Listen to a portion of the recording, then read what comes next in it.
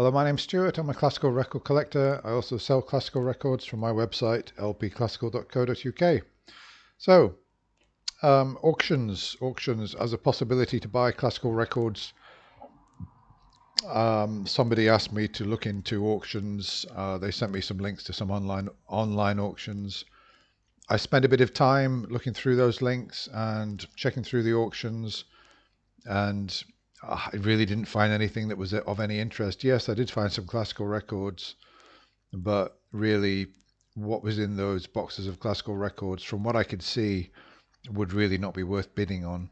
Now, that's not to say that there might be an amazing collection that appears on an auction website. So all I can say is that if you go week after week and look through those websites, you might eventually find something worth bidding on. But I'm not really that impressed, and I think that you could spend a lot of time waiting to find something decent. But because we've got the internet now and other people are looking out for these things, if you do get anything, you'll end up paying a lot of money for it. Let me tell you about a couple of auction experiences that I had back in the 90s. So most of us dealers back then, and as you know if you've been following my videos, I was a fully fledged dealer in those days. I mean, I always had at least 15,000 records in stock. I sold, my catalogue that I used to put out would have about, I don't know, at least £10,000 worth of stock in it. So, but I gave up dealing, and I've only come back to it recently, just out of interest in the music on the vinyl. But yeah, the thing about auctions in those days, in the 90s, really before the internet got going, is that you had to be there. You had to go and look at the lots. There was no bidding online. There was nothing like that. And I mean, to an extent, all of us dealers relied on tip-offs. And in the whole of the 90s that I was dealing, which was probably over a period of about 7 or 8 years, I only had really two good tip-offs. Very good quality tip-offs, I must admit, because in both auctions, the quality of the collections was very good. Lots of early issues, early EMIs, SXLs, etc. And you know exactly the kind of collection you really want to be buying. And all of these were split into lots. Now, a couple of things. First of all, the auctions were nowhere near where I live. I had to go some distance. I think one of them was somewhere like in Gloucestershire, and another one was the south of England somewhere. I can't remember exactly where. So I had to drive a significant distance to get to them. That's okay. I didn't mind that. I mean, in those days, for example, I made a journey all the way from, where was it, Nottingham, all the way up to Aberdeen. So in those days, I was prepared to go a long way to get good records. And I still am, if I could find the right collection at the right price. So a couple of things. First of all, I had people around the country that I bought records from, and the deal that I had with them, for example, on auctions, I let it be known that if anybody could tip me off on a good auction, they would get from me a finder's fee, which would typically be, shall we say, I don't know, 10% of my total spend, or I don't know, £200 or something like that. A decent sum of money anyway. A reasonable sum of money. I mean, in those days, 200 is like 400 now. So, it was not a bad chunk of money just for a tip-off. So that was the deal that I had with people that gave me tip-offs either on auctions or on collections. And I had several people around the country that I operated on this basis, and it used to work quite well. Maybe it would still work well, but somehow I don't think so, because eBay's come along, Discogs and the internet, and people tend to sell their own collections these days. That's just how it goes. So anyway, yeah. So yeah, I had these two places that I went to. Now, you're always hoping when you go to an auction that you're going to be the only one bidding, or that if there are other bidders, they're not kind of serious bidders, or they're not people who who were doing what I was doing, which was selling overseas to very high paying dealers and collectors.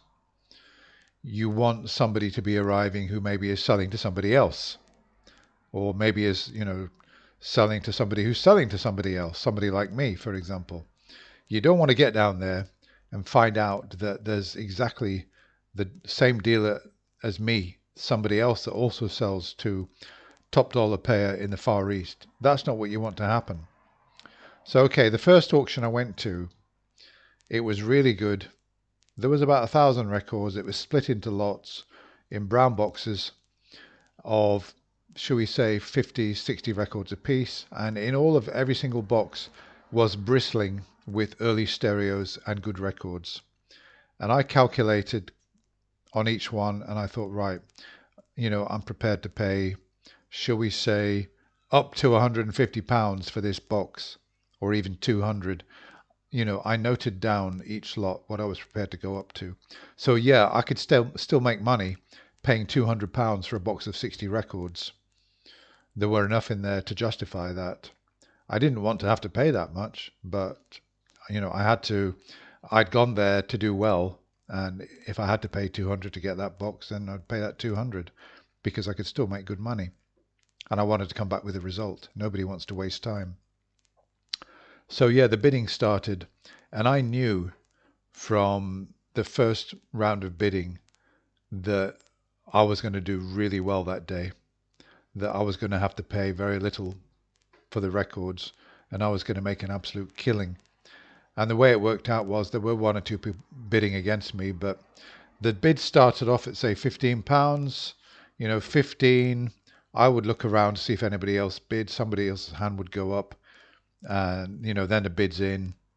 I would keep my hand down, and then it would go to 20, and then there'd be somebody else take it over, and it would go up to, say, I don't know, £35, and then, then nobody else would be bidding. And then I would just raise my finger like this, my lot number, I had a little thing with my number on it, raise it up, then back down again. And then somebody might go another £5, try and get it.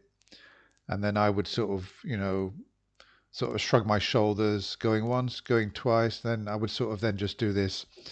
And then I would sort of get in at the last moment and then basically get it.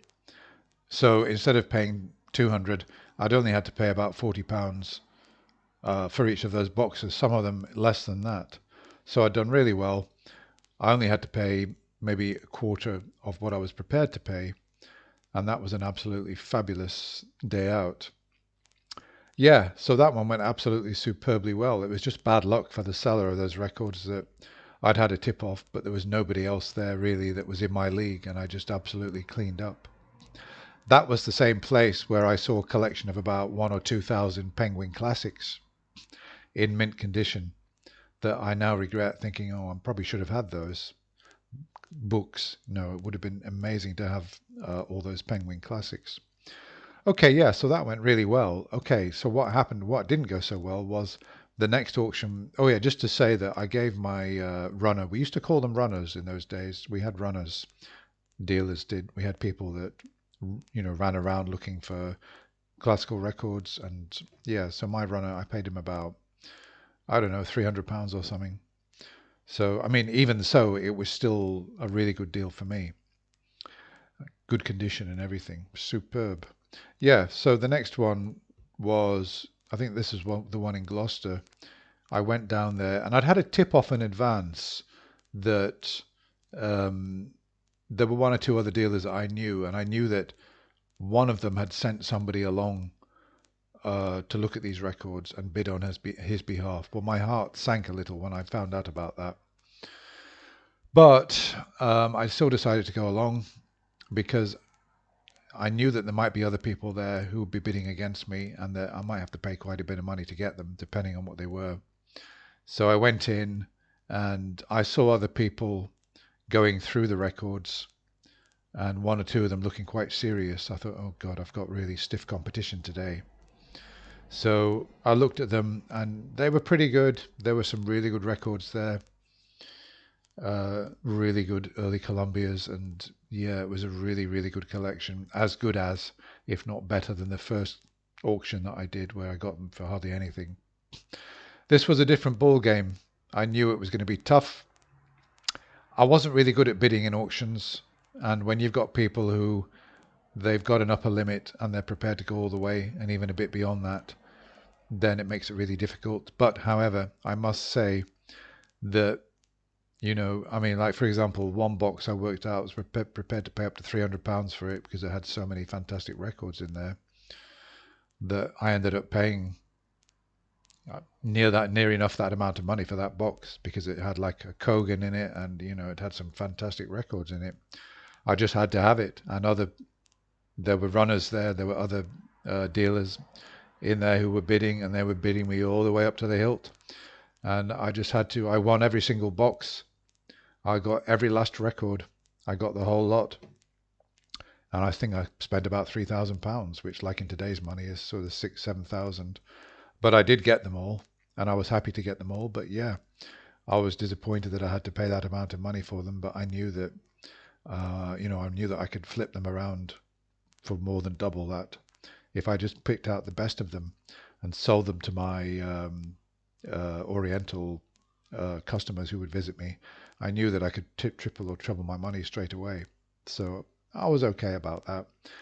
But there was one guy there by the name of Glenn who, what did he started the Coup d'Archet record label, where he got hold of some Marzi recordings from radio stations and published them on that label. Really top class job. Well done, Glenn.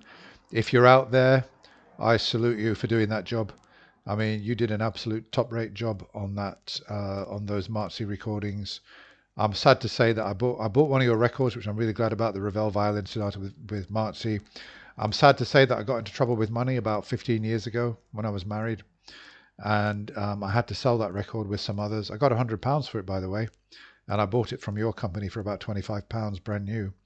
And you did a really great job on those, Glenn. So yeah, so Glenn was there, and he was there buying for somebody else, but he was also a knowledgeable collector.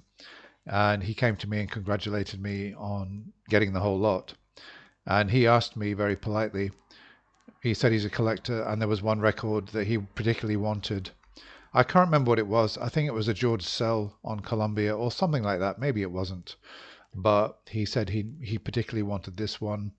And he said, how much do you want for it? And I think I said, well, I can get him a lot more for it, but I'll take £60 for it. And to be honest, I think that's a record now that is selling for about 300 or 400. So, £60 he paid me, and he was happy. But yeah, I was happy, but I had to really pay high on that collection. But I did well out of it. Still did well.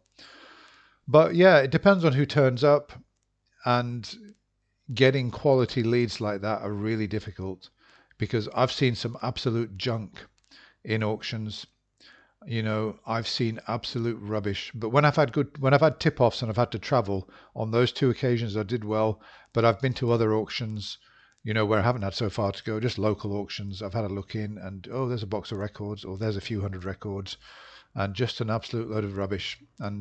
But I've never really, apart from that, never did well at auctions at all. But I did well on those two occasions. Thank goodness. So that's about it, really. Hope you enjoyed listening to that, my stories about auctions and how I found out about them. And yeah, the contact that gave me that auction that I had to pay big money, I still did him a good deal. I think I gave him £300 or something because it wasn't his fault. I'd had to pay big money for them, and I still rewarded him for the tip off because it's only right to do so, and he deserved that reward.